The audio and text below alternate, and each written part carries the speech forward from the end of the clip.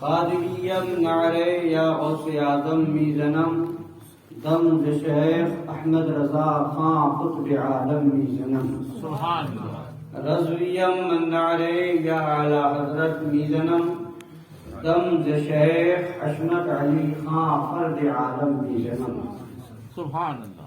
آئیے کچھ سننے اور سنانے سے پہلے ہم اور آپ مل کر اپنے آقا و مولا لمبے لمبے ہاتھوں سے بھیگ دینے والے، سنہری چالیوں میں آرام فرمانے والے، اندھیری قبر میں کام آنے والے، سبحان اللہ. مکان والے لامکان والے، عرب والے عجم والے، شفاعتی لأہل الکبائر کا نغمہ جاں سنانے والے، سبحان اللہ. میدان محشر میں ہم گناہگاروں سیاہ کاروں بدکاروں کو بخشوانے والے، جہنم سے بچانے والے، جنت میں لے جانے والے، جام کوثر بھر بھر کے پلانے والے، ان صراط سے گزرتے وقت ہم گنہگاروں کے لیے رب سلیم کی صدائیں لگانے والے، حضور احمد مجتبی جناب محمد رسول اللہ ارواحنا فدا صلی اللہ تعالی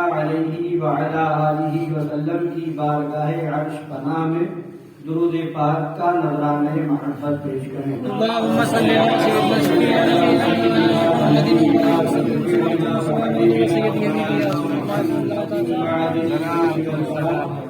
وآلہ الکرام وابنہ الکریم وامتہ الکریمۃ وبارک وسلم. ہم اور آپ خلیفۃ المسلمین، سبحان اللہ. امیر المومنین، سید المتقین، سبحان اصدق الصادقین، سبحان اللہ.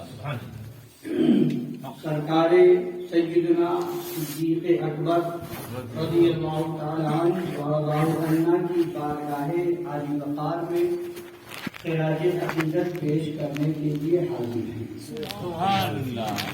اور یہ ہم سب کی مشترکہ خوش نصیبی ہے، بے شک. خوش بختی ہے کہ اللہ تبارک و تعالی نے ہمیں یہ موقع عنایت فرمایا، بے شک. ورنہ سرکار صدیق اکبر رضی اللہ تعالی عنہ کی ذات والا صفات وہ عظیم المرتبہ ذات ہے جس ذات کی تعریف خود خدا فرمائے، جس کی عظمت کو خدا بند قدوس کلام مجید میں بیان فرمائے. وہ ہماری اور تمہاری محفل کے محتاج نہیں ہے، یہ ان کا کرم ہے. جسے چاہا اپنا بنا لیا، جسے چاہا در پہ بلا لیا. یہ بڑے کرم کے ہیں فیصلے، یہ بڑے نصیب کی بات ہے. تو وہ سرکار صدیق اکبر رضی اللہ تعالی عنہ رضی اللہ. کہ سرکار امام اہل سنت مجدد اعظم دین و ملت آقائے نعمت دریائے رحمت امام عشق و محبت رضی اللہ تعالی عنہ وارضاہ عنہ فرماتے ہیں صدیق بلکہ غار میں جان اس پہ دے چکے. سبحان اللہ. اور اس سے پہلے سے سن لیجیے تعلق پورا سمجھ میں آئے. فرماتے ہیں مولا علی نے واری تیری نیند پر نماز، یا رسول اللہ. مولا علی نے واری تیری نیند پر نماز، وہ بھی نماز عصر جو اعلیٰ خطر کی ہے. سبحان اللہ. اور فرماتے ہیں صدیق بلکہ غار میں جان اس پہ دے چکے اور حفظ جان تو جان فروز غلط کی ہے. سبحان اللہ. وہاں مولا علی نماز وار رہے ہیں، نماز قربان کر رہے ہیں. سبحان. مولا علی نے والی تیری نیند پر نماز، سرکار کی نیند پر مولا علی نے نماز کو قربان کیا. سبحان اللہ. اور ادھر صدیق اکبر رضی اللہ تعالی عنہ نے آقائے کریم صلی اللہ علیہ وسلم آرام فرما رہے ہیں، اور یہاں سرکار صدیق اکبر نے اپنی جان دے دی. سبحان اللہ. یعنی سانپ واقعہ تو مشہور ہے، سنا ہی ہے آپ نے. سانپ نے ڈس لیا، زہر تکلیف ہوئی، زہر پھیلا، تکلیف ہوئی، تو سرکار دو عالم صلی اللہ علیہ وسلم بیدار ہو گئے.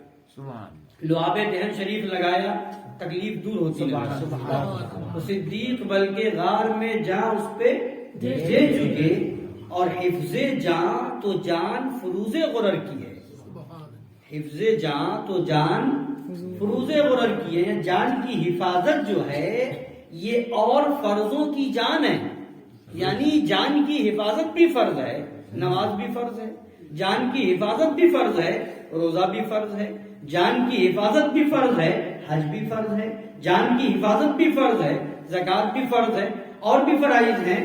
مگر جب ایسا موقع آ جائے کہ ایک طرف نماز ایک طرف جان، ایک طرف نماز ایک طرف روزہ، تو اب دوسرے فرض اگر ایسا ہو کہ دونوں ادا کرنے میں بیک وقت ادا کرنا مشکل ہو جائے، یعنی اگر جان نہیں بچاتے ہو تو نماز جاتی ہے، نماز پڑھنے جاتے ہو تو جان جاتی ہے، اگر کوئی ایسا موقع آ جائے، اگر روزہ رکھنے جاتے ہو تو جان جاتی ہے، اور جان بچانے جاتے ہو تو روزہ جاتا ہے۔ اب یہاں بھی فرض، یہ بھی فرض، وہ بھی فرض، تو اب ایسے موقع کے لیے مسئلہ یہ ہے کہ اب جان بچاؤ نماز قضا کر لو، جان بچاؤ روزہ قضا کر لو، تو اب وہاں جان بچانے کے لیے روزہ کی قضا کرنے کی رخصت ہے، جان بچانے کے لیے نماز کی قضا کرنے کی رخصت ہے۔ تو ایک طرف پتہ کیا چلا کہ جان کی حفاظت اس سے بڑھ کر کے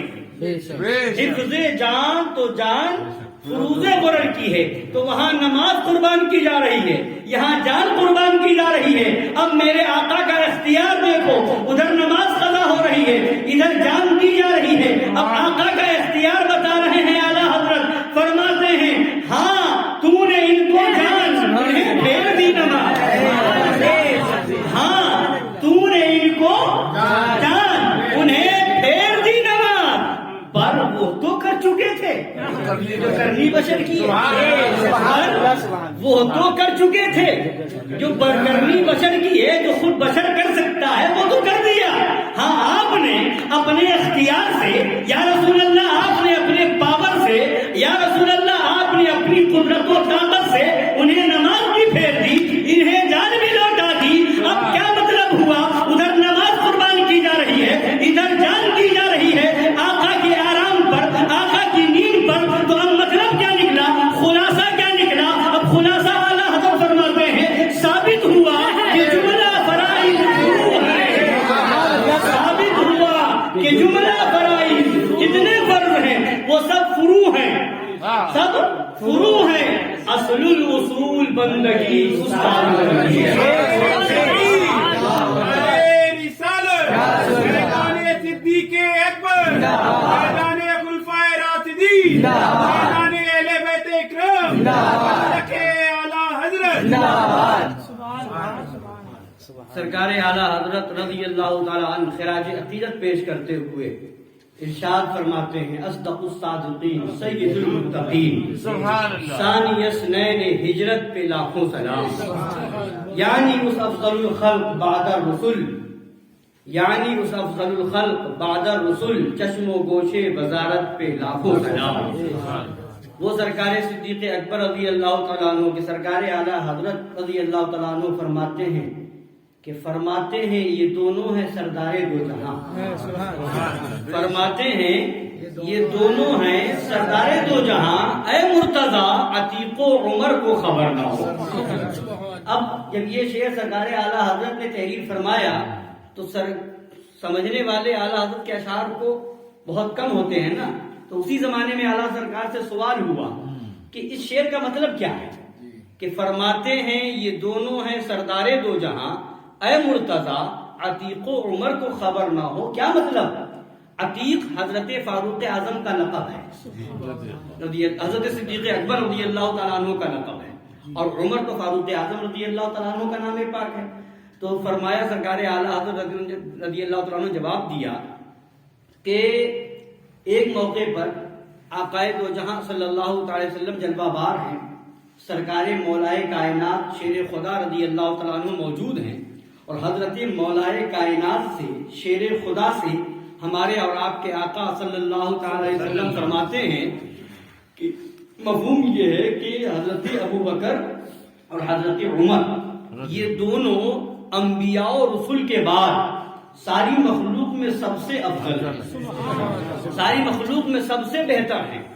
اور پھر آگے ساتھ میں فرما دیا لا تخبرہما یا علی، ساتھ میں فرمایا لا تخبرہما یا علی، اے علی ان دونوں کو خبر مت کرنا، ان دونوں کو بتانا نہیں، خبر نہ کرنا۔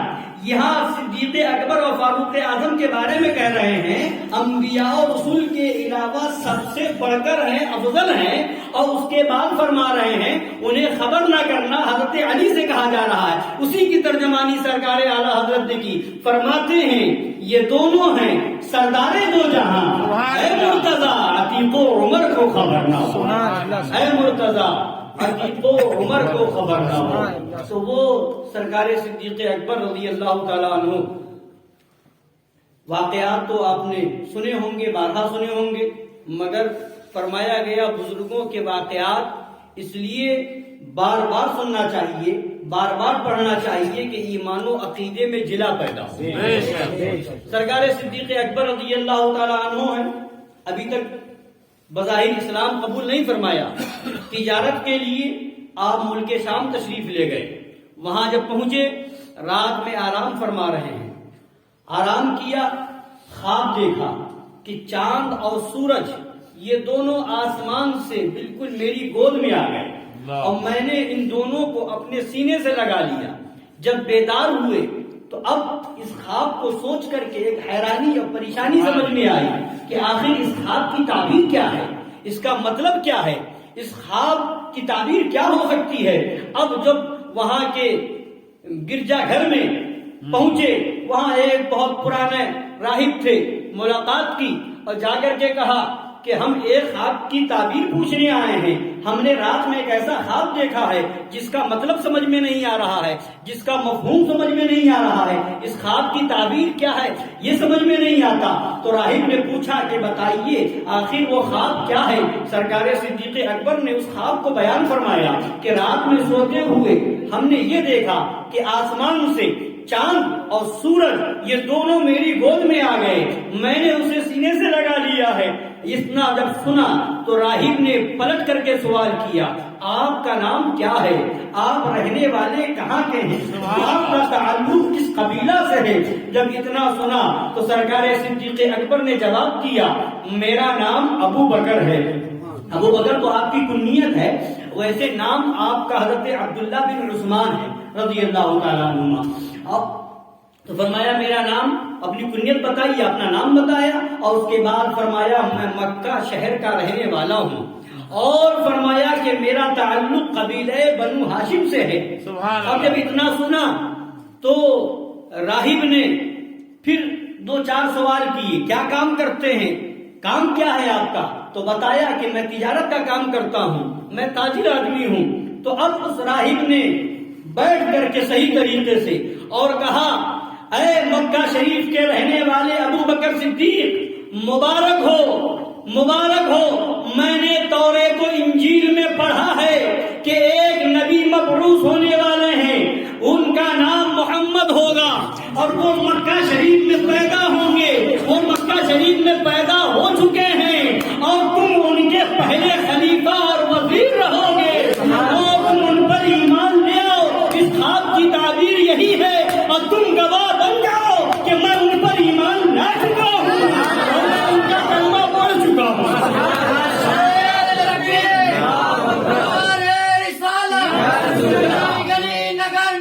ابو بکر ابو بکر نگر نگر ابو بکر ابو بکر صاحب یہ نبی جنتی جنتی ہر صاحب یہ نبی جنتی جنتی خلفائے راشدین زندہ باد لگے اعلیٰ حضرت زندہ باد والے حضور شیر ہندوستان زندہ باد۔ اب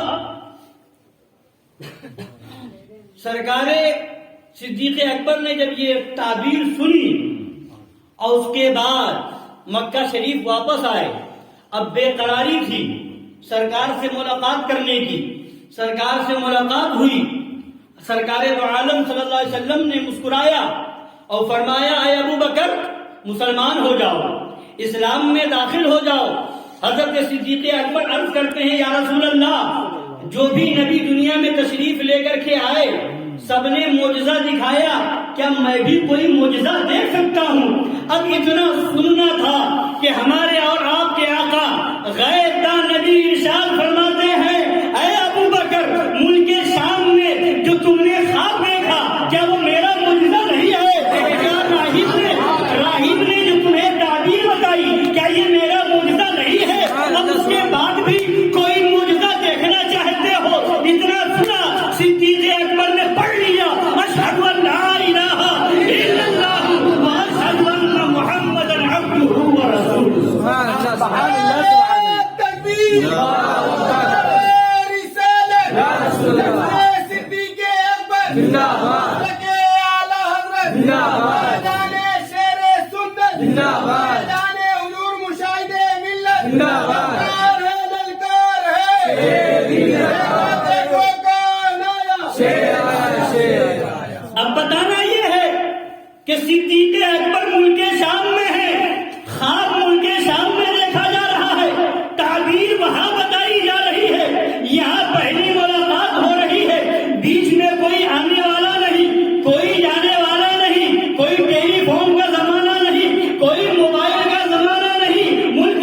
شام کی خبر، خواب کی خبر، راہب کے بتانے کی خبر، راہب نے جو تعبیر دی اس کی خبر، یہ بتا رہے ہیں میرے آقا صلی اللہ تعالی علیہ وعلی آلہ وسلم، تو یہ میرے آقا کا علم غیب نہیں ہے تو اور کیا ہے؟ وہ صدیق اکبر نبی کے علم غیب کو دیکھ کر کے ایمان لا رہے ہیں۔ ارے دیکھو تو صحیح کہ صدیق اکبر ایمان لائے علم غیب دیکھ کر کے، اور آج کا وہابی کہتا ہے نبی کو پیچھے کی خبر نہیں، آج کا وہابی لکھتا ہے نبی کو غیب کی بات نہیں معلوم۔ ارے بے وقوف، صدیق اکبر کا اسلام نبی کا علم غیب بتا رہا ہے، کا ایمان نبی کا علم غیب بتا رہا ہے۔ جس عقیدے کو دیکھ کر کے، جس عقیدے کو مان کر کے صدیق اکبر ایمان لائے، تو اسی عقیدے کا انکار کر رہا ہے، تو اسی عقیدے کو جھٹلا رہا ہے،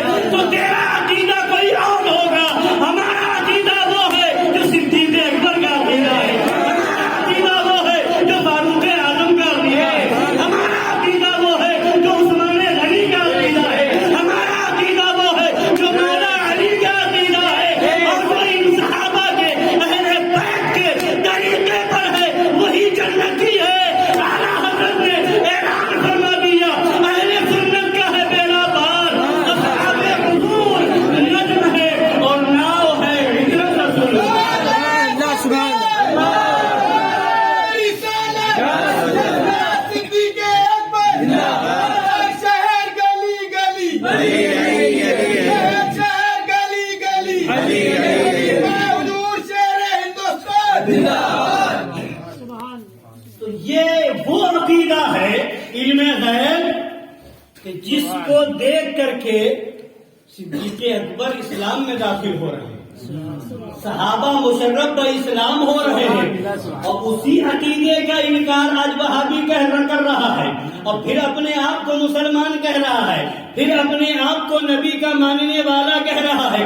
حضرات گرامی وقار، وہ سرکار صدیق اکبر رضی اللہ تعالیٰ عنہ اسلام لے آئے، اب نبی کے ساتھ میں ہے، اب وہ صدیق اکبر ہے، بچپنا گزرا ہے تو نبی کے ساتھ میں گزرا ہے، جوانی گزری ہے تو نبی کے ساتھ میں گزری ہے، اور صدیق اکبر وہ ہیں، نبی کے یار غار وہ ہیں کہ اسلام لانے سے پہلے بھی کبھی انہوں نے بت پرستی نہیں کی۔ سبحان اللہ، سبحان اللہ، ان کے والد ایک بار زبردستی بت خانے میں لے گئے، اور جو بت بنا ہوا تھا پتھر کا، کہا اس بت سے، یہ ہمارا خدا ہے، اس سے مانگ لو، جو مانگنا ہے مانگو، اور اس کے آگے سجدہ کرو۔ ان کے والد دوسری طرف گئے، صدیق اکبر نے فرمایا، اے بت تو میرا خدا ہے، میں بھوکا ہوں مجھے کھانا کھلا، میں پیاسا ہوں مجھے پانی پلا۔ اور وہ پتھر کا بت کیا بولتا، کیا جواب دیتا؟ کوئی جواب نہ ملا۔ تو بچپنے کا زمانہ ہے، صدیق اکبر نے پتھر اٹھایا اور فرمایا تو مجھے کھلا نہیں سکتا، تو مجھے پلا نہیں سکتا، مجھے کوئی فائدہ نہیں پہنچا سکتا، اب میں تجھے مارتا ہوں تو اپنے آپ کو بچا لے، مجھے نہیں کچھ فائدہ پہنچا سکتا، اپنے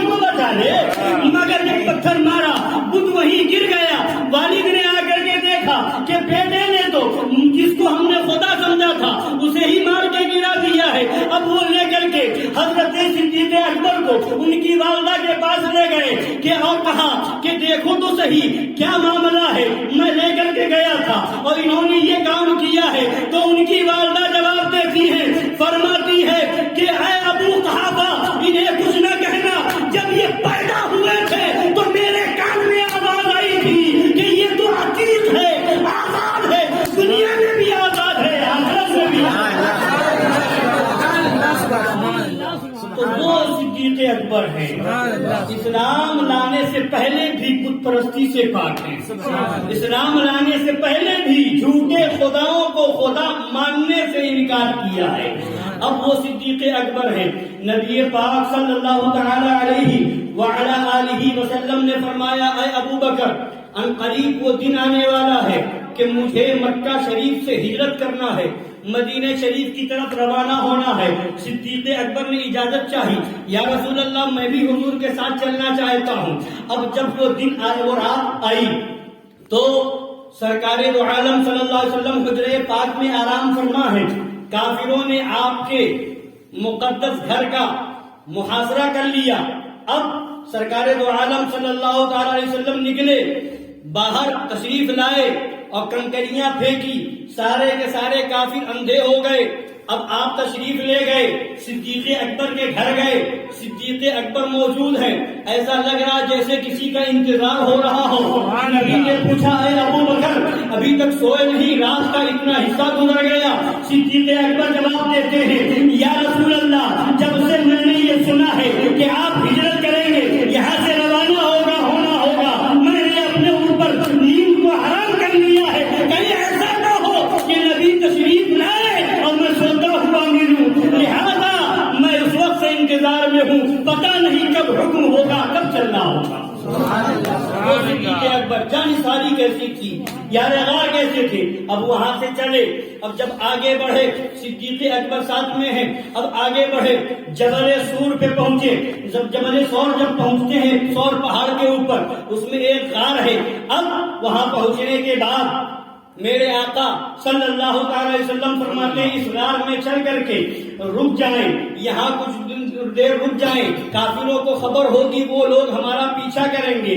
جب وہاں جانا چاہا تو سرکار صدیق اکبر کی جانثاری دیکھے, سرکار صدیق اکبر کا عشق دیکھے, سرکار صدیق اکبر کی محبت دیکھے کہ سرکار صدیق اکبر عرض کرتے ہیں, یا رسول اللہ آپ رک جائیں, پہلے مجھے جانے کی اجازت دیں, میں اندر جا کر کے دیکھوں کہیں کوئی تکلیف دینے والی چیز تو نہیں ہے, کہیں کوئی ایذا پہنچانے والی چیز تو نہیں ہے, پہلے میں جاؤں صاف کر دوں, اس کے بعد آپ تشریف لائیں.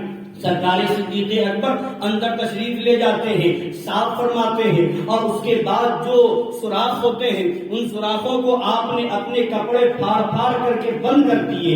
ایک سوراخ بچ گیا, کپڑے سب لگا دیے, ایک سوراخ بچ گیا, اس سوراخ کے اوپر اپنا انگوٹھا یا اپنی ایڑی رکھ دی, اور اس کے بعد سرکار کی بارگاہ میں عرض کرتے ہیں, یا رسول اللہ علیہ الصلوۃ والتسلیم اندر تشریف لے آئے. سرکار اندر تشریف لے جاتے ہیں, اور وہیں پر ایک درخت تھوڑے دور پر تھا, کچھ فاصلے پر تھا.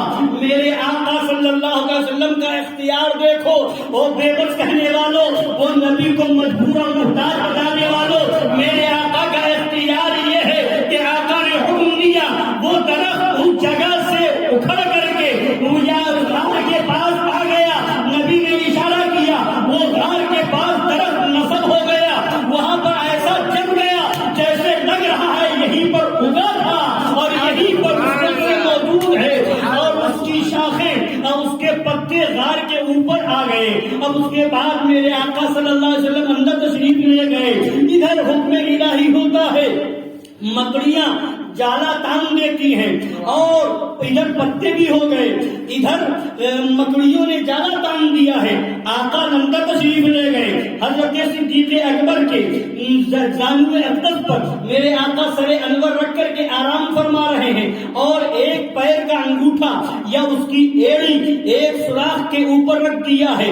اب ادھر آقا آرام فرما رہے ہیں, ادھر سرکار صدیق اکبر کو سانپ نے آ کر کے, وہ سانپ بھی عاشق رسول, چونکہ میرے آقا فرماتے ہیں کہ ارسلت الی الخلق کافہ, میں ساری کائنات کی طرف رسول بنا کر کے بھیجا گیا ہوں, ہر مخلوق کی طرف رسول بنا کر کے بھیجا گیا ہوں. ایک حدیث پاک میں مفہوم یہ ہے, سرکار فرماتے ہیں کہ مجھے دنیا کی ہر چیز جانتی اور پہچانتی ہے اور میرا ادب کرتی ہے, سوائے سرکش انسانوں کے اور سرکش جنوں کے. جو جنوں میں سرکش ہیں, جو انسانوں میں سرکش ہے, وہ نہیں پہچانتے, اور باقی ساری مخلوق مجھے جانتی بھی ہے اور مجھے پہچانتی بھی ہے. اب وہ صاحب نے سن رکھا تھا کہ ایک دن ایسا ہوگا کہ نبی اسرار میں تشریف لائیں گے, یہاں پہ جلوہ افروزی ہوگی. اب وہ اسی انتظار میں تھے کہ آقا تشریف لائیں گے اور آقا کا دیدار کر لوں گا. حضرت صدیق اکبر نے اپنا قدم پاک رکھ دیا. اب وہ سانپ نبی کے عشق میں, نبی کا دیدار کرنے کے لیے بے چین, ہر سانپ کا عشق, ادھر صدیق اکبر کا عشق, ادھر سانپ اپنا سر رگڑ رہے ہیں کہ اے ابو بکر صدیق اپنا قدم ہٹا لیجیے, دیدار کرنے کا موقع دے دیجیے.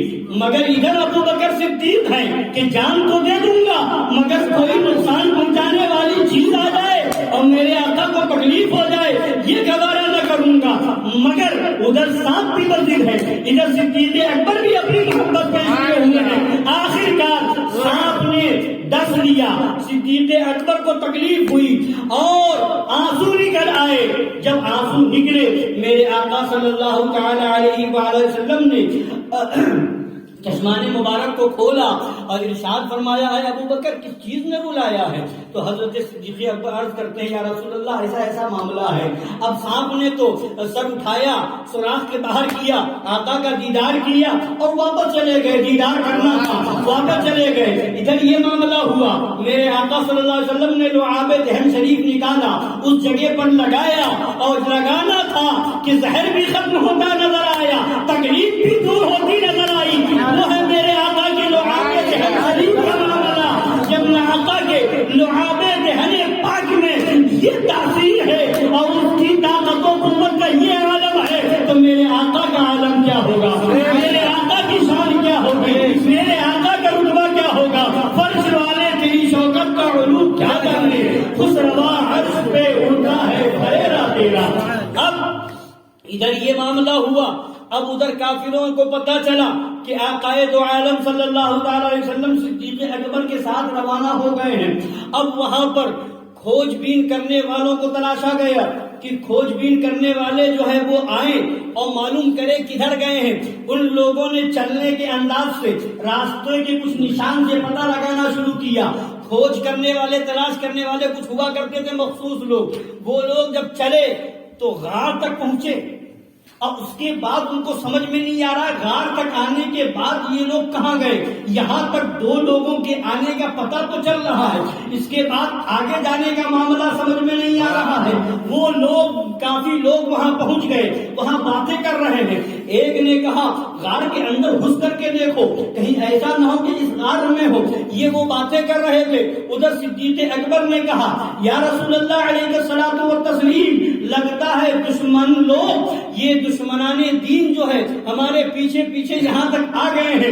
اتنا کہنا تھا کہ میرے آقا صلی اللہ علیہ وسلم صدیق اکبر کو تسلی دیتے ہیں اور ارشاد فرماتے ہیں, لا تحزن ان اللہ معنا, اے ابو بکر غم نہ کرو, اللہ ہمارے ساتھ ہے, اللہ ہماری حفاظت کرنے والا ہے. اب ادھر یہ معاملہ ہوا. ادھر جب ایک کافر نے کہا کہ اس کے اندر دیکھا جائے یہاں کہیں غار میں نہ ہو, تو دوسرے کافروں نے کہا عقل نہیں ہے, دماغ سے کام نہیں لیتے, اگر اس غار میں گئے ہوتے تو درخت کے پتے ہلکے ٹوٹے ہوتے, درخت کی شاخیں ٹوٹی ہوتی, مکڑی کا جالا ٹوٹ گیا ہوتا, مکڑی کا جالا بچا نہ ہوتا. اس غار میں کوئی نہیں گیا ہوگا, اگر جاتا کوئی تو مکڑی کا جالا بھی ختم ہوتا نظر آتا, درخت کے پتے ٹوٹتے نظر آتے, درخت کی شاخیں ٹوٹتی نظر آتی. لہذا کوئی نہیں ہے. عقل پر پتھر پڑے, وہ سب کے سب واپس ہو گئے. حضرت گرامی, اب وہ واقعہ جو غار میں نبی اپنے ابو بکر صدیق اپنے یار غار سے فرما رہے تھے, لا تحزن ان اللہ معنا, اس واقعے کو قرآن بیان کر رہا ہے اور قرآن کہتا ہے الا تنصروه فقد نصره الله اذ اخرجه الذين كفروا ثاني اثنين اذ هما في الغار اذ يقول لصاحبه لا تحزن ان الله معنا. سورہ توبہ کے اندر ہے.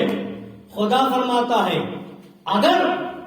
اگر تم لوگ میرے محبوب کی مدد نہ کرو الا تنصروه فقد نصره اللہ، تو اللہ اپنے محبوب کی مدد فرماتا ہے. اذ اخرجہ الذین کفروا، جب کافروں نے اپنی شرارتوں کی بنیاد پر، شرارتیں کی کافروں نے، نبی ان کی شرارتوں کی وجہ سے وہاں سے نکلے. ثانی اثنین، تو دو جانوں سے حفاظت فرمائی. اذ ہما فی الغار، جب وہ دونوں غار میں تھے. اذ یقول لصاحبہ، جب وہ محبوب اپنے صاحب سے، اپنے ساتھی سے فرما رہے تھے لا تحزن ان اللہ معنا. اب یہاں بتانا یہ ہے کہ اس واقعے کو قرآن نے بیان کیا. ثانی اثنین، یعنی اب فرمایا کہ وہاں دو لوگ تھے. فرمایا حدیث پاک میں ان دو میں سے تیسرا فرماتے خدا. تو یہ خدا تھا. ان اللہ معنا، اللہ ہمارے ساتھ ہے. خدا تھا، خدا کے محبوب تھے، اور خدا کے محبوب صدیق اکبر تھے. اب اذ یقول لصاحبہ، قرآن کہتا ہے جب میرا محبوب اپنے صاحب سے، اپنے ساتھی سے فرما رہا تھا. قرآن نے، صحابی سب ہیں، میرے آقا پر ایمان لانے والے جتنے نے دیدار کیا، ایمان کی حالت میں نبی کو دیکھا، ایمان کے ساتھ دنیا میں تشریف لے گئے، وہ سب صحابی ہیں. مگر جس کو قرآن نے نبی کا صحابی کہا ہو وہ صدیق اکبر ہے. اسی آیت سے علماء فرماتے ہیں صدیق اکبر کی صحابیت وہ ہے جو قرآن سے ثابت ہے. اگر صدیق اکبر کی صحابیت کا انکار کوئی کرے گا تو بلا شبہ وہ کافر ہو جائے گا. اس لیے کہ صدیق اکبر کی صحابیت کا انکار قرآن کا انکار ہے. صدیق اکبر وہ ہے جن کی صحابیت کو قرآن نے بیان کیا ہے. صدیق اکبر کی صحابیت کا انکار قرآن کا انکار ہوگا. وہ ہے سرکار صدیق اکبر. خدا فرماتا ہے اذ یقول لصاحبہ لا تحزن ان اللہ معنا، جب وہ میرا محبوب اپنے ساتھی سے فرما رہا تھا لا تحزن ان اللہ معنا. وہ صدیق اکبر رضی اللہ تعالیٰ عنہ جن کی صحابیت قرآن سے ثابت ہے، وہ سرکار صدیق اکبر رضی اللہ تعالیٰ عنہ جن کو نبی کا صحابی قرآن نے بتایا ہے، وہ صدیق اکبر رضی اللہ تعالیٰ عنہ جن کو ثانی اثنین کا لقب قرآن نے دیا ہے، وہ سرکار صدیق اکبر رضی اللہ تعالیٰ عنہ ہے کہ ایک مرتبہ آپ اپنے قریبی رشتہ دار حضرت مصطح کو کچھ غربت کی وجہ سے ہر مہینے یا ہفتے کچھ دیا کرتے تھے، ان کی مدد کیا کرتے تھے. ایک معاملے میں سرکار صدیق اکبر کو کچھ ناراضگی ہو گئی، ان کو خرچہ پانی جو دیتے تھے وہ دینا بند کر دیا. صدیق اکبر رضی اللہ تعالیٰ عنہ نے تو قرآن کی آیت کریمہ نازل ہو رہی ہے وَلَا يَعْتَلِ أُولُو الْفَضْلِ مِنْكُمْ وَالسَّعَةِ أَنْ يُؤْتُوا أُولِي الْقُرْبَى وَالْمَسَاكِينَ وَالْمُهَاجِرِينَ فِي سَبِيلِ اللَّهِ وَلْيَعْفُوا وَلْيَصْفَحُوا أَلَا تُحِبُّونَ أَنْ يَغْفِرَ اللَّهُ لَكُمْ وَاللَّهُ غَفُورٌ رَحِيمٌ. آیت کریمہ نازل ہو رہی ہے. صدیق اکبر نے یہاں دینا بند کیا، ادھر آیت کریمہ نازل ہو رہی ہے. ادھر صدیق اکبر نے قسم کھا لی تھی اب میں نہ دوں گا، ادھر آیت کریمہ نازل ہو رہی ہے کہ تم میں جو بڑائی والے ہیں، تم میں جو فضل والے ہیں اور تم میں جو وسعت والے ہیں وہ قسم نہ کھائیں. تم میں جو فضیلت والے ہیں، تم میں جو بڑائی والے ہیں، تم میں جو وسعت والے ہیں وہ قسم نہ کھائیں اس بات پر کہ وہ دیتے ہیں ان یؤتوا الی القربى، کہ وہ قرابت داروں کو، مسکینوں کو اور مہاجرین کو جو دیا کرتے ہیں اس معاملے میں وہ قسم نہ کھائیں. وَلْيَعْفُوا وَلْيَصْفَحُوا، انہیں چاہیے کہ معاف کر دیں، انہیں چاہیے کہ وہ درگزر کر دیں. أَلَا تُحِبُّونَ أَن يَغْفِرَ اللَّهُ لَكُمْ، کیا تمہیں پسند نہیں ہے کہ اللہ تمہیں معاف کرنے والا ہے؟ یہ اب پتہ کیا چلا؟ ادھر صدیق اکبر نے یہ کیا، ادھر قرآن کی آیت نازل ہو رہی ہے، صدیق اکبر سے کہا جا رہا ہے قسم نہ کھائے، اور کس لفظ سے تعبیر کیا جا رہا ہے؟ اولو الفضل کہا جا رہا ہے، اولو السعہ فرمایا جا رہا ہے، یعنی فضیلت والا قرآن کہہ رہا ہے، وسعت والا قرآن کہہ رہا ہے، نبی کا صحابی قرآن بیان کر رہا ہے، ثانی اثنین قرآن کہہ رہا ہے، تو یہ صدیق اکبر کا عالم ہے کہ قرآن ان کی عظمت بیان کر رہا ہے، قرآن انہیں صحابی رسول بتا رہا ہے، قرآن انہیں ثانی اثنین کہہ رہا ہے، قرآن انہیں فضل والا کہہ رہا ہے، قرآن انہیں وسعت والا کہہ رہا ہے۔ وہ صدیق اکبر جن کی فضیلت خدا بیان فرمائے، وہ صدیق اکبر جنہیں وسعت والا خدا بیان فرمائے، وہ صدیق اکبر جن کو نبی کا صحابی خدا بیان فرمائے، وہ صدیق اکبر جن کو ثانی اثنین خدا فرمائے، ان کی شان کیا ہے، ان کی عظمت کیا ہے، ان کی عبادت کیا ہے، ان کا مقام و مرتبہ کیا ہے، تو ہم تو بس اتنا جانتے ہیں کہ یا رسول یعنی مسلسل الخلق بعد رسول ثانی اثنین ہجرت پہ لاقا نعرے تکبیر، نعرے رسالت، یا رسول اللہ، مسلک صدیق اکبر زندہ باد، مسلک اعلی حضرت زندہ باد۔ وہ سرکار صدیق اکبر ہیں۔ اب سنیے، یہ تو فضیلتیں آپ نے سنی۔ سرکار صدیق ایک مرتبہ غزوہ تبوک کے موقع پر، اس وقت مسلمانوں کی حالت بظاہر تنگی والی تھی، تنگ دستی بظاہر، اتنی فراخی نہیں تھی مال کے اعتبار سے، تو بہت سے صحابہ نے اس میں جن سے جتنا ہو سکا تعاون کیا۔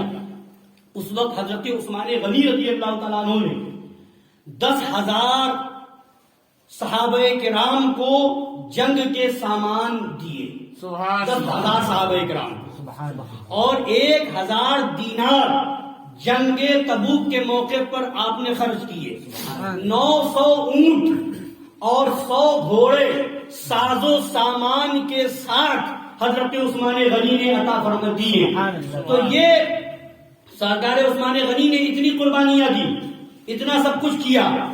صدیق حضرت فاروق اعظم رضی اللہ تعالیٰ عنہ کا بیان ہے، فرماتے ہیں سرکار فاروق اعظم کہ میرے پاس بھی اس وقت کچھ مال تھا، میں نے یہ سوچا کہ آج ابو بکر صدیق سے آگے بڑھ جاؤں۔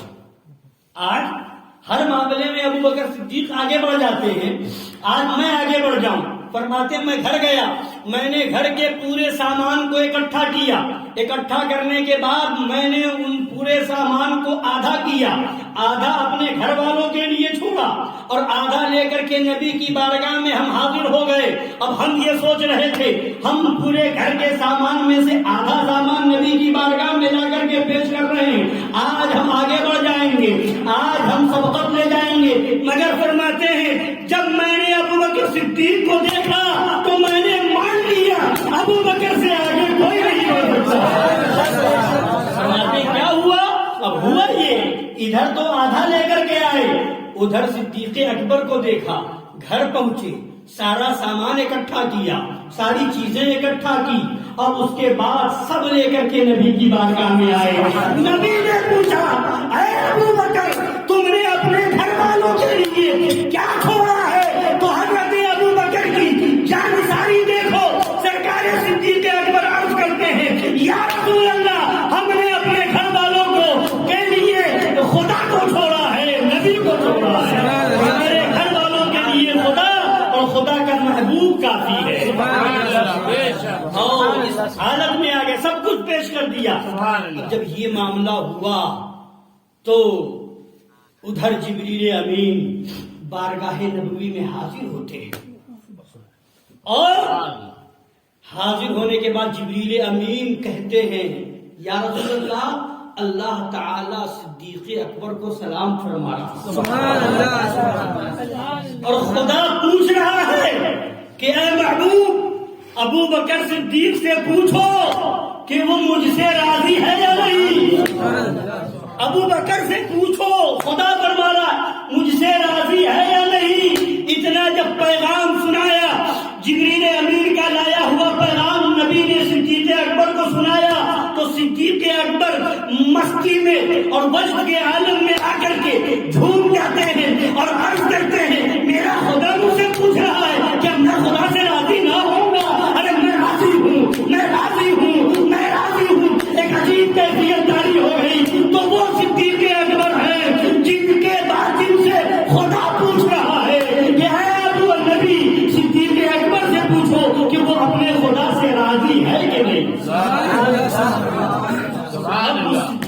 اکبر کا مرتبہ، فوز ابو بکر صدیق رضی اللہ تعالیٰ عنہ کا مرتبہ ہم اور آپ کیا جان سکتے ہیں، ہم اور آپ کیا سمجھ سکتے ہیں؟ وہ ہے سرکار صدیق اکبر جن سے خدا پوچھ رہا ہے کہ اے ابو بکر کیا تم خدا سے راضی ہو یا نہیں؟ تو وہ ہے سرکار صدیق اکبر رضی اللہ تعالیٰ عنہ، اور سرکار مولا کائنات شیر خدا رضی اللہ تعالیٰ عنہ ایک آیت کی تفسیر میں فرماتے ہیں کہ قرآن پاک میں ہے والذی جاء بالصدق وصدق به اولئک هم المتقون، اور سبحان اللہ، وہ جو حق اور صدق لے کر کے آئے اور جنہوں نے ان کی تصدیق کی، والذی جاء بالصدق وصدق به، وہ جو سچ لے کر کے آئے اور وہ جس نے ان کی تصدیق کی، اولئک هم المتقون، وہ لوگ متقی ہیں، تقوی والے ہیں۔ یہ آیت کریمہ نازل ہو رہی ہے، مولا علی فرماتے ہیں والذی جاء بالحق محمد صلی اللہ علیہ وسلم، جو حق لے کر کے آئے وہ محمد صلی اللہ علیہ وسلم ہیں، ہمارے آقا صلی اللہ علیہ وسلم ہیں، وصدق به، اور والذی صدق به، اور جس نے ان کی تصدیق کی، ابو بکر، وہ ابو بکر ہیں۔ خدا نے فرمایا جو سچ لے کر کے آئے اور جس نے تصدیق کی وہ متقی ہے۔ سرکار مولا علی فرماتے ہیں جو سچ لے کر کے آئے وہ تو آقا ہے، اور جس نے تصدیق کی ہے وہ حضرت صدیق اکبر ہے رضی اللہ۔ ہم ہر نماز میں دعا کرتے ہیں، ہر نماز میں پڑھتے ہیں اہدنا الصراط المستقیم، اہدنا الصراط المستقیم، اور ہم ہی نہیں پڑھتے ہیں، اس کو وہابی بھی پڑھتا ہے، دیوبندی بھی پڑھتا ہے، رافضی بھی پڑھتا ہے، اور صدیق اکبر کی فضیلت کا جو منکر ہے وہ بھی پڑھتا ہے، رافضی شیعہ بھی پڑھتا ہے، وہ بھی کہتا ہے اہدنا الصراط المستقیم، اے اللہ ہمیں سیدھے راستے پر چلا، ہمیں سیدھے راستے پر چلا۔ تو یہ ہر کوئی دعا کر رہا ہے، سیدھے راستے پر چلا، سیدھے راستے پر چلا، صراط مستقیم پر چلا۔ حضرت بہت بڑے جلیل القدر تابعی حضرت خواجہ حسن بصری رضی اللہ تعالیٰ عنہ ہے، اور حضرت ابو العالیہ رضی اللہ تعالیٰ عنہ، دونوں تابعی ہیں اور اجلہ تابعین میں سے ہیں۔ ان دونوں حضرات نے فرمایا صراط مستقیم کیا ہے، صراط مستقیم کیا ہے؟ تو فرماتے صراط مستقیم محمد صلی اللہ علیہ وسلم و ابو بکر و عمر۔ صراط مستقیم کیا ہے؟ فرمایا صراط مستقیم نبی ہے، ابو بکر ہے، فاروق اعظم ہے۔ یہ تو اب صراط مستقیم یہ ہے، تو نماز میں ہم گویا کہ ہم نماز میں دعا کرتے ہیں اے اللہ نبی کے راستے پر چلا، اے اللہ ہمیں صدیق اکبر کے راستے پر چلا، اے اللہ ہمیں فاروق اعظم کے راستے پر چلا۔ یعنی ہر نماز میں ہر کوئی صدیق اکبر کے راستے پر چلنے کی دعا کرتا نظر آتا۔ نعرہ تکبیر، نعرہ رسالت، میدان خلفائے راشدین، میدان اہل بیت کرام، مستاق صحابہ، مستاق صحابہ، مستاق اولیاء۔ تو وہ جن کی عظمتوں کو خود مولا علی بیان فرمائے، اور قرآن پاک میں آیا منافقین کے تعلق سے وَإِذَا قِيلَ لَهُمْ آمِنُوا كَمَا آمَنَ النَّاسُ، جب منافقین سے کہا جاتا ہے ایمان لاؤ جیسے اور لوگ ایمان لائے، وَإِذَا قِيلَ لَهُمْ آمِنُوا كَمَا آمَنَ النَّاسُ قَالُوا أَنُؤْمِنُ كَمَا آمَنَ السُّفَهَاءُ، تو وہ منافقین کیا کہتے ہیں؟ کیا ہم ویسے ایمان لائے جیسے بے وقوف لوگ ایمان لائے؟ تو ان منافقین سے کہا جاتا تھا آمنو کما آمن الناس، ایمان لاؤ جیسے لوگ ایمان لائے۔ ناس مانے الناس مت لوگ، جیسے لوگ ایمان لائے ویسے ایمان لاؤ۔ اب اس کی تفسیر میں مفسرین کرام فرماتے ہیں جیسے لوگ ایمان لائے ویسے ایمان لاؤ، تو کون لوگ ایمان لائے؟ کن لوگوں کے ایمان لانے کی طرح ایمان لاؤ؟ یہاں الناس سے کن کو مراد لیا گیا ہے؟ تو فرمایا یہاں الناس سے مراد حضرت ابو بکر ہے اور حضرت فاروق اعظم ہے، یعنی ایمان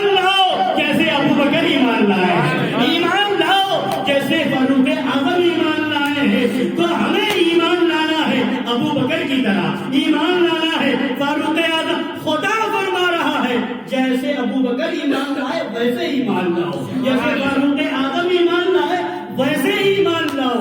اور قرآن پاک میں آیا ان اکرمکم عند اللہ اتقاکم، بے شک تم میں سے خدا کی بارگاہ میں زیادہ معزز معظم وہ ہے جو زیادہ تقوی والا ہے. اتقاکم، تم میں زیادہ پرہیزگار ہے. تو اس کی تفسیر میں مفسرین کرام فرماتے ہیں یہاں پر سارے مفسرین کا اجماع ہے، سب کا اتفاق ہے کہ یہاں اتقاکم سب سے بڑا متقی اگر کوئی ہے نبی کی امت میں تو وہ حضرت ابو بکر صدیق ہے، وہ حضرت صدیق اکبر ہے جن کو اتقا فرمایا. سب سے بڑھ کر کے متقی اور پرہیزگار حضرت ابو بکر ہے. اتقا سب سے بڑے متقی صدیق اکبر ہیں. وہ قرآن پاک جس کی تفسیر میں مفسرین کرام نے سرکار صدیق اکبر کی شان اور عظمت بیان فرمائی. اور ایک بات اور سنیں، سرکار صدیق اکبر رضی اللہ تعالی عنہ ایک بار محفل شریف میں موجود نہیں تھے.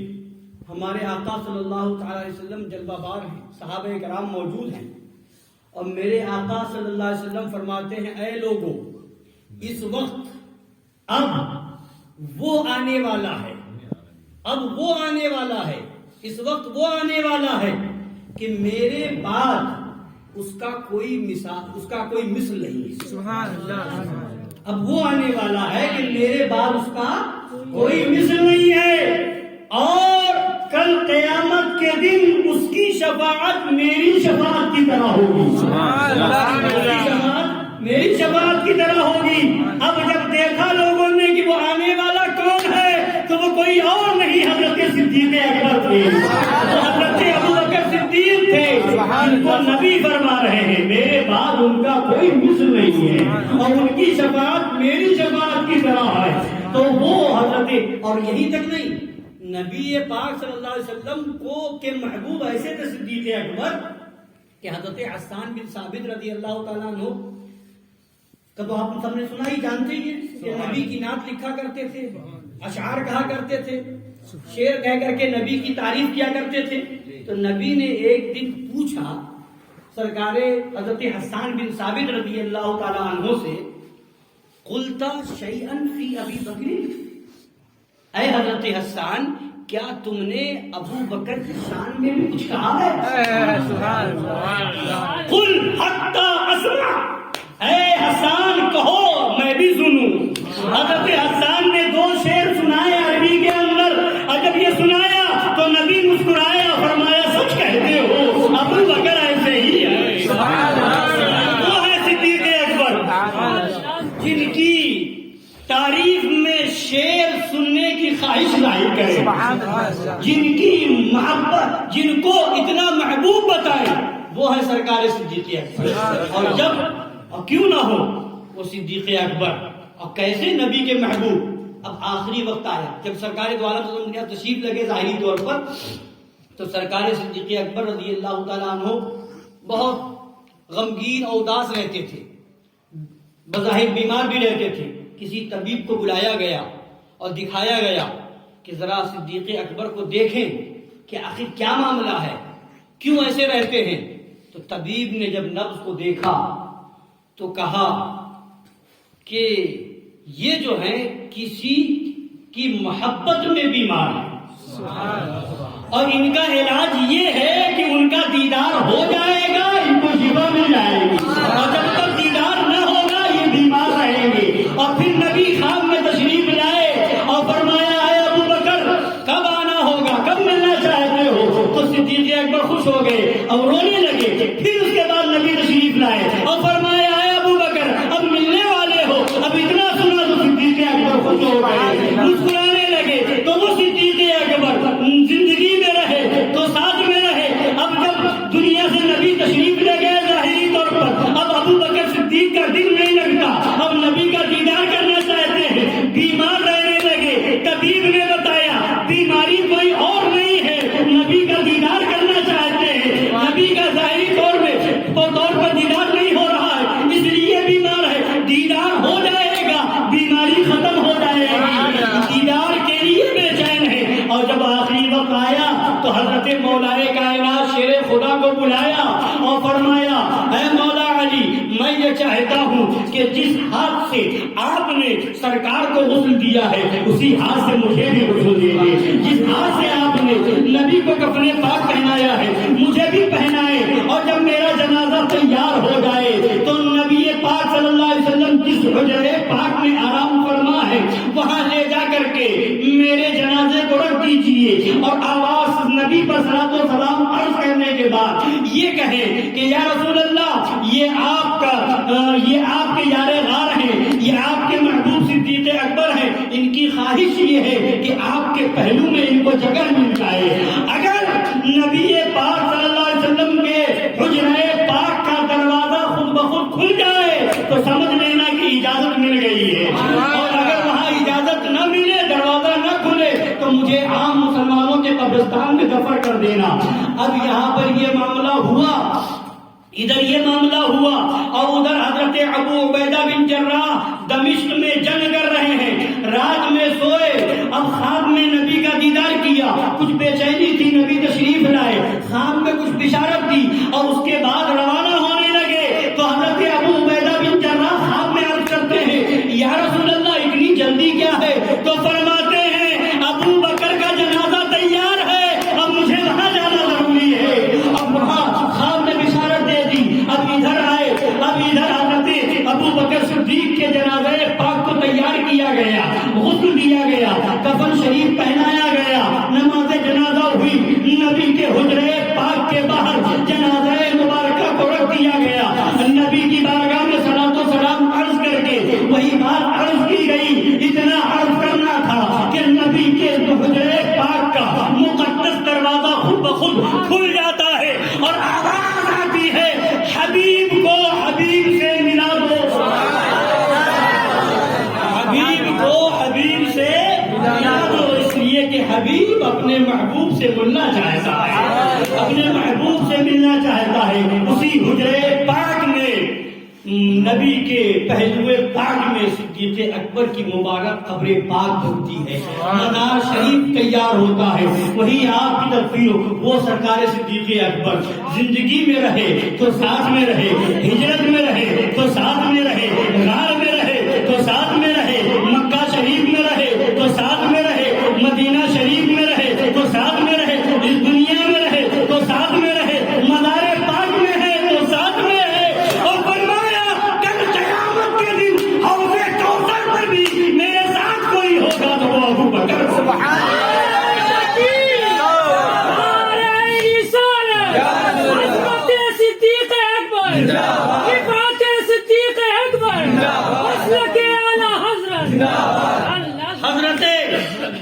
حضرت سیدنا سرکار امام زین العابدین رضی اللہ تعالی عنہ سے پوچھا گیا کہ حضرت فاروق اعظم اور حضرت ابو بکر رضی اللہ تعالی عنہما کا درجہ اور مرتبہ نبی کی بارگاہ میں کیا تھا؟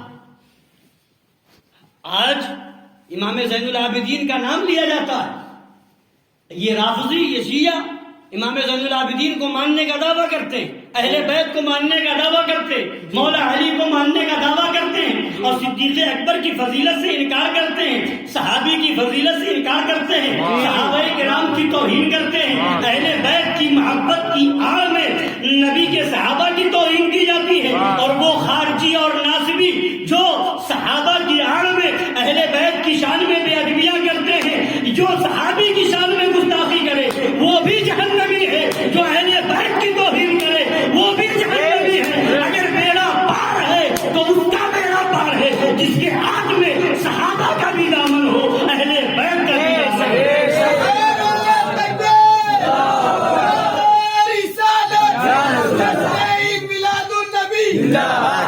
صدیق اکبر جانے خلفاء راشدین جانے اہل بیت اکرام صحابہ۔ اب حضرت امام زین العابدین رضی اللہ تعالیٰ عنہ سے پوچھا گیا کہ صدیق اکبر اور فاروق اعظم کا مرتبہ نبی کی بارگاہ میں کیا تھا؟ کتنا پیارا جواب دیا، فرمایا کیا تھا پوچھتے ہو؟ جو اب ہے وہی تھا، سبحان اللہ سبحان جو اب ہے وہی تھا۔ تو نبی کے مبارک روضے کے پاس میں روضہ رسول کے قرب میں جیسے صدیق اکبر ہیں آرام فرما رہے ہیں، فاروق اعظم آرام فرما رہے ہیں، جیسے اب ہے ویسے ہی تب تھا۔ جو مرتبہ اب ہے، جو قربت انہیں حاصل ہے وہ کسی اور کو حاصل نہیں ہے، وہی درجہ نبی کی بارگاہ میں نبی کی ظاہری حیات میں بھی تھا۔ تو وہ صدیق اکبر ہے جن کی عظمت کو امام زین العابدین بتائے، وہ صدیق اکبر ہے کہ جن کی عظمت کو مولا علی بیان فرمائے۔ ایک مرتبہ حضرت مولا علی رضی اللہ تعالیٰ عنہ کو سرکار صدیق اکبر نے دیکھا اور مسکرایا، مسکرایا سرکار صدیق اکبر۔ حضرت علی نے پوچھا اے ابو بکر مجھے دیکھ کر کیوں مسکراتے ہو؟ تو فرمایا میں نے نبی کو فرماتے سنا ہے کہ پل صراط سے وہی گزرے گا جسے حضرت علی اجازت دیں گے، جسے علی اجازت دیں گے وہی پل صراط سے گزر پائے گا۔ یہ سنا تو حضرت علی بھی مسکرائے۔ حضرت ابو بکر نے پوچھا آپ کیوں مسکرائے؟ تو فرمایا میں نے نبی سے یہ سنا ہے، نبی نے مجھ سے فرمایا اے علی جس کے ہاتھ میں ابو بکر چٹھی دے اسی کو اجازت دینا، جسے آپ چٹھی دیں گے اسے میں اجازت دوں گا۔ یعنی جنتی وہ ہوگا جو صدیق اکبر کو بھی مانے اور ہم حضرت مولا علی کو بھی مانے، ان کی محبت کو بھی دل میں بٹھائے، ان کی محبت کو بھی دل میں بٹھائے، اور ان میں سے کسی ایک کا بھی گستاخ ہے تو یقیناً وہ جہنمی ہے، یقیناً وہ جہنم کا حقدار ہے۔ الحمدللہ ہم اہل سنت ہیں کہ آپ میں صحابہ کا بھی دامن ہے اور اہل بیت کا بھی دامن ہے۔ الحمدللہ ٹھنڈ تو باہر بہت نہ سمجھ میں آ رہی تھی مگر نعرے تکبیر، نعرے رسالت، عظمت مصطفیٰ، عظمت صحابہ، مصطفیٰ کے نور ہے، یا حسن یا حسین، مصطفیٰ کے نور ہے، یا حسن یا حسین، فاطمہ کے دل کا چین، یا حسن یا حسین، فاطمہ کے دل کا چین، یا حسن یا شہر حسین، شہر گلی گلی، علی علی علی میں حضور شیر ہندوستان۔ مگر یہ محفل پاک کی برکت ہے اور فردین بھائی نے اور عمران بھائی وغیرہ بھائیوں نے ایسا گھر بنایا کہ ٹھنڈی میں بھی گرمی محسوس ہوتی ہے۔ اللہ تعالیٰ اسی طرح سے ایمان میں بھی ہمیشہ گرمی سلامت رکھے، محفوظ رکھے، اور ہر ایک گستاخ سے ہمیں اور آپ کو سب کو دور رہنے کی توفیق عطا فرمائے۔ اب وہ گستاخ رافضی ہو یا گستاخ وہابی ہو یا گستاخ اپنے آپ کو سنی کہلانے والا، بریلوی کہلانے والا تطہیری ہو، تطہیری سے بھی دور رہو گے تو ایمان بچے گا۔ تطہیر بھی غلط ہے، اس کا حمایتی بھی غلط ہے، اس کو صحیح ماننے والا بھی غلط ہے۔ اللہ ہمیں وہ پکا ایمان عطا فرمائے کہ ہر ایک خبیث سے، ہر ایک وہابی، رافضی، قادیانی، صلح کلی اور تطہیری سے دور رہنے کی توفیق عطا فرمائے۔ اس لیے کہ یہ محفل جب تک آئے گی کہ صدیق اکبر صحابہ کی عظمت کا جھنڈا ہاتھ میں ہو، اور جس خبیث نے صحابہ کو ذاتی لکھا، جس خبیث نے صحابہ کو ذاتی لکھا، اس خبیث سے اور اس خبیث کو صحیح ماننے والے چاہے جو بھی ہو ان سب سے ہم سب پر لازم ہے دور رہیں، الگ رہیں۔ اگر یہ ایمانی حرارت برقرار رہے گی تو انشاءاللہ تعالی یہاں بھی کامیاب ہے، وہاں بھی کامیاب ہے۔ اور یہی تیور ہمیں اعلیٰ حضرت نے دیا ہے، یہی طریقہ ہمیں مظہر اعلیٰ حضرت نے دیا ہے۔ کسی ولی کے گستاخ کو،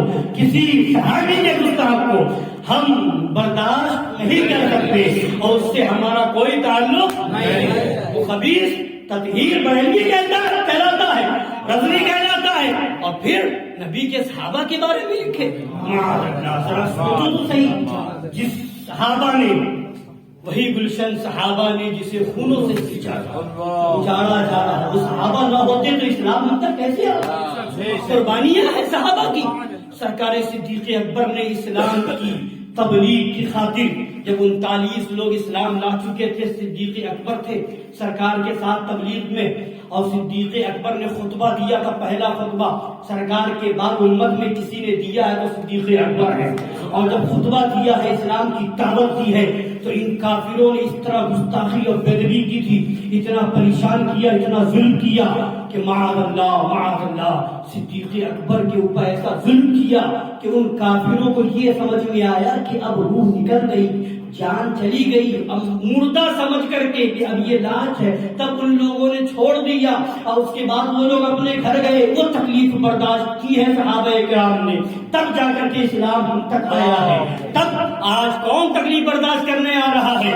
وہ حضرت صدیق اکبر نے اتنی تکلیف برداشت کی، کافروں نے اس طرح سے ظلم کیا کہ یہ سمجھ لیا کہ اب جان نکل گئی، تب چھوڑ کر کے گئے۔ کچھ لوگ ان کو گھر میں لے کر کے آئے، اب بالکل بے ہوشی کا عالم ہے، لوگ یہ سمجھ کر کے گئے تھے کافر کہ اب جان نکل چکی ہے، اب اس جسم میں جان نہیں ہے۔ اب جب رات میں کچھ ہوش آیا، آنکھ کھلی، زبان مبارک سے الفاظ ادا ہوتے ہیں تو یہ پوچھتے ہیں، یہ بتاؤ میرے نبی کی حالت میں ہے، میرے نبی کا حال کیا ہے؟ وہ صحابہ اتنی تکلیفیں برداشت کی تو اسلام آگے رہا۔ وہ حضرت بلال حبشی جن کو ریت پر، گرم ریت پر لٹایا جاتا تھا اور اس کے بعد پتھر سینے پر رکھ دیا جاتا تھا، اس کے بعد کہا جاتا تھا اسلام چھوڑ دو، مگر وہ صحابہ ہیں جنہوں نے قربانیاں دی ہیں، وہ صحابہ ہیں جنہوں نے جنگ بدر میں 313 اور ہزاروں کا مقابلہ کیا ہے، اور ایسا مقابلہ کیا کہ خدا کی طرف سے حکم آتا ہے کہ جتنے لوگ جنگ بدر میں شامل ہوئے وہ سب آج کے بعد کچھ بھی کرے ان کی کوئی پوچھ تاچھ نہیں ہوگی، وہ سب بخش دیے گئے ہیں۔ وہ صحابہ ہیں، اتنی تکلیفیں برداشت کی کہ ان کے صحابہ کرام کے واقعات ایسے ہیں کہ ان کی زبان بھی کاٹ دی گئی، ان کی آنکھیں بھی نکال دی گئی، ان کا ہاتھ بھی کاٹ دیا گیا۔ ایک صحابی تو وہ بھی ہیں کہ دعا کرتے ہیں، مولا کل جنگ ہوگی، جنگ میں میں حملہ کروں کافروں پر، کافر مجھ پر حملہ کرے، میں مقابلہ کروں کافروں کا، کافر میرا مقابلہ کرے، اور جنگ کے میدان میں میری زبان بھی کاٹ دی جائے، میری آنکھ بھی نکال دی جائے، میرے کان بھی کاٹ دیے جائیں، میرے ہاتھ بھی کاٹ دیے جائیں، میری زبان بھی کاٹ دی جائے۔ اب یہ جب دعا کر کے فارغ ہوئے تو صحابی رسول دوسرے سے وہ پوچھتے ہیں، آپ نے یہ کیسی دعا کی ہے؟ تو وہ صحابی عرض کرتے ہیں، ہاں میں نے یہ دعا اس لیے کی ہے کہ کل قیامت کا دن ہوگا، خدا پوچھے گا، اے میرے نبی کے صحابی، میں نے زبان دی تھی کیا ہوئی، میں نے آنکھیں دی تھی کیا ہوئی، میں نے ہاتھ دیے تھے کیا ہوئے، میں نے ناک دی تھی کیا ہوئی؟ تو میں خدا کی بارگاہ میں عرض کر سکوں، مولا زبان دی تھی تیری راہ میں قربان کر دی، مولا آنکھ دی تھی تیری راہ میں قربان کر دی، مولا ہاتھ دیا تھا تیری راہ میں قربان کر دیا، مولا تو نے ناک دی تھی تیری راہ میں قربان کر دی، کان دیے تھے تیری راہ میں قربان کر دیے، تاکہ یہ خدا کی بارگاہ میں عرض کر سکوں جو تو نے دیا تھا تیری راہ میں قربان کر دیا ہے۔ وہ صحابہ ہے کہ سب کچھ قربان کر کے بھی ان کا نعرہ تھا جان دی ہوئی اسی کی تھی۔ حق تو یہ ہے کہ حق ادا نہ ہوا، کہاں لے جاؤ گے صحابہ کی قربانیوں کو؟ صحابہ نہ ہوتے جنگ بدر ہوئی، صحابہ موجود ہے، جنگ احد ہے صحابہ موجود ہے، جنگ خندق ہے صحابہ موجود ہے، جنگ تبوک ہے صحابہ موجود ہے، بڑی بڑی جنگیں ہو رہی ہے، جان کو قربان کرنے جا رہے ہیں، خون دے کر کے اسلام کو سینچا ہے، اپنا لہو دے کر کے اسلام کے پودے کو ہرا بھرا کیا ہے، مال کو قربان کیا ہے، گھر کو چھوڑا ہے، خاندان کو چھوڑا ہے، رشتے دار کو چھوڑا ہے، اور وہ صحابہ جب اتنی قربانیاں دے چکے تو اسلام آگے بڑھتا نظر آ رہا ہے۔ صحابہ کی قربانی تھی کہ دمشق فتح ہو رہا ہے، صحابہ کی قربانی ہے کہ ملک شام فتح ہو رہا ہے، صحابہ کی قربانی ہے کہ ایران فتح ہو رہا ہے، صحابہ کی قربانی ہے کہ عراق فتح ہو رہا ہے۔ وہ صحابہ کی قربانیاں تھی، اگر وہ صحابہ نہ ہوتے تو بتاؤ ہمیں اسلام کیسے ملتا؟ صحابہ نہ ہوتے تو قرآن کون آگے بڑھاتا؟ صحابہ نہ ہوتے حدیثیں کہاں سے ملتی؟ صحابہ نہ ہوتے نبی کی عظمت کون بتاتا؟ صحابہ نہ ہوتے نماز کا طریقہ ہم تک کیسے پہنچتا؟ ہمیں دین اسلام کیسے ملتا؟ یہ ان صحابہ کا صدقہ ہے۔ اور آج ان صحابہ کرام کے بارے میں خبیث لکھے کہ معاذ اللہ ان سے غلطیاں ہوئی ہیں، ان سے خطائیں ہوئی ہیں، معاذ اللہ ان سے زنا ہوا ہے، اے مولا قہر کیوں نہیں آ جاتا؟ ایسے